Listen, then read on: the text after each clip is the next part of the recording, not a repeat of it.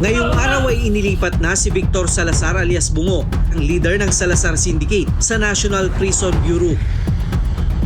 Ang Salazar Organized Crime Group ang isa sa pinakamalaking crime syndicate sa bansa.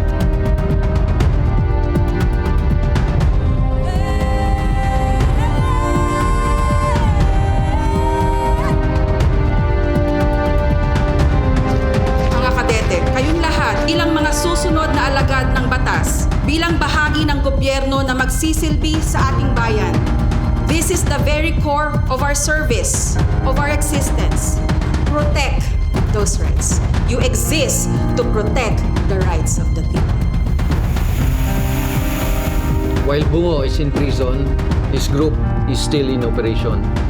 Despite the tight security, he managed to gather information from inside the jail and pass it to his brother, Carlos Salazar.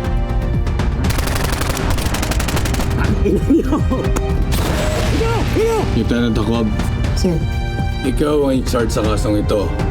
Coordinate with Major Benitez. magkatrabaho kami, natural magkasama kami palagi. Si Ricky, ayoko talaga siyang magpulis. Si Ernesto lang talaga ang may gusto.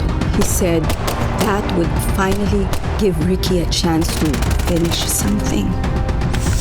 And you know what? He was right. Ito na ang ating team leader, Police Lieutenant Ricky Mapa. Maraming salamat. Kung hindi ko ginawa yun, ano yung mga ilalabas sa amin naka-stretcher? Dapat wala! Dapat wala naka-stretcher, naiintindihan mo ba yun? Ha? Teniente, sa palagay mo ba wala talagang kapangyarihan dito?